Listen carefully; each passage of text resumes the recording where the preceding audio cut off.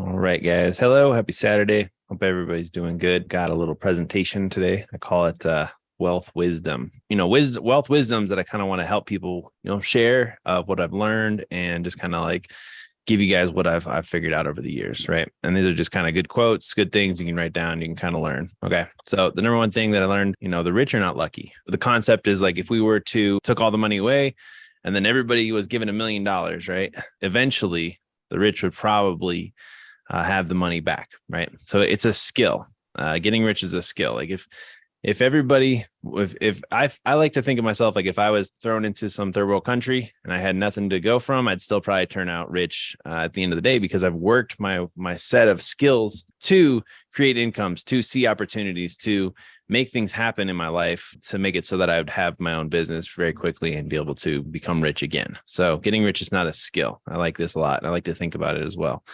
The next one is really powerful. So I actually heard this originally from Tony Robbins, right? So this is 2 millimeter shifts can drastically change your outcome, right? And the story is always kind of like, I had a golf coach and I really wanted to find the best golf coach. So I went and I got the absolute best golf coach. He taught me how to hit it perfectly. And I was so happy, right? And then I went back the next day to try again. And every time I hit the golf ball, it would just go way off to the left, go way off to the right. And my golf coach would basically not tell me, what to do. And I was like, well, what are you doing, coach? Like, what did I pay you for? And he said, oh, no. You're doing a great job. You're just 2 millimeters off though. And sure, the outcome looks way off, but if you just make a tiny shift in the way that you hit the golf ball, you'll be hitting it straight again. Right. So that's what the whole idea is though. These 2 millimeter shifts can drastically change your outcome in the long term. And most things in life, even if the outcome is far off, you're just a few shifts away from changing your trajectory drastically. Okay. And I think that's incredibly powerful to think about. And it just happens to everybody in life, essentially. So I would really like to always think of like, these are the next like couple trajectories that you can just little shifts that you can make that can change your life. Okay. So shift from hard work to smart work. What you work on and who you work with are the most important things that you can do. Right. And this is like always good to remind yourself, like it hurts me to even think about this because, I came from the army, the oil field, construction, hard labor work. And I always thought I basically had to work myself to death to make any money. Right.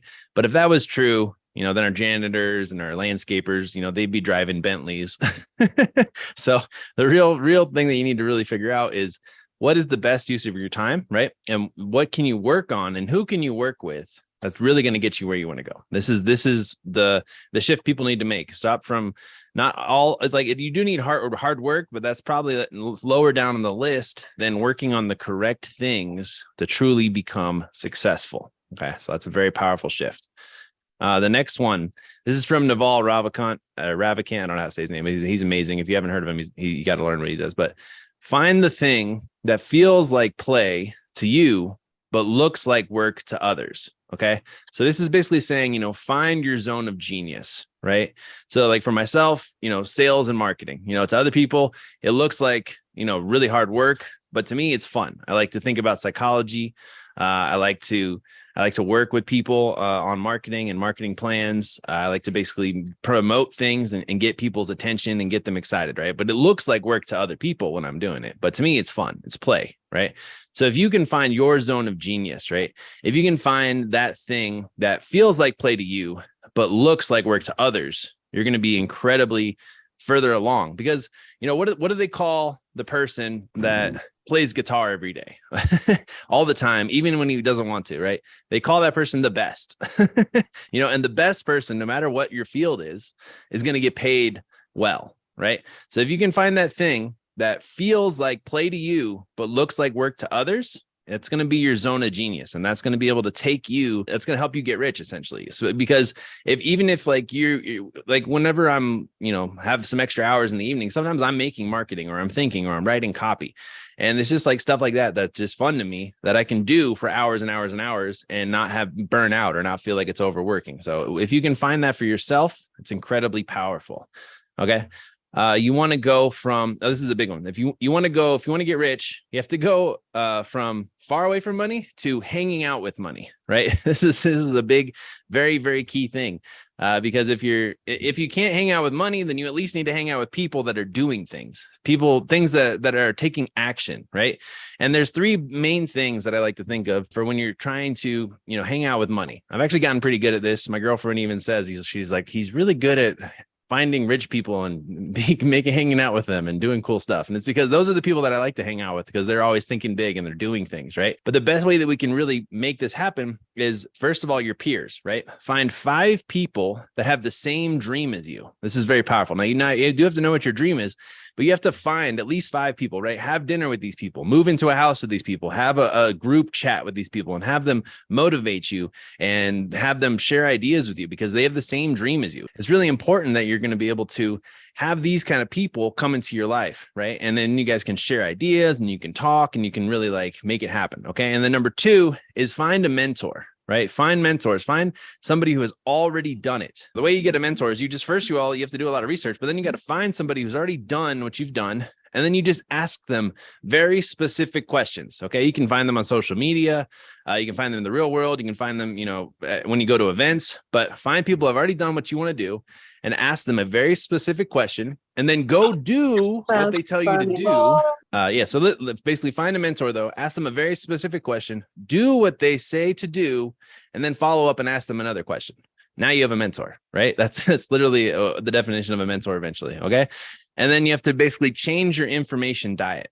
Okay. So if you can't find a real mentor, find something, you have to change the information and the things that you're listening to, things you're putting in your head, the people around you, in the news you're watching, the movies you're watching, make sure that it's all more beneficial to getting you where you want to go. Right. So change your information diet. Don't waste your time watching garbage on TV.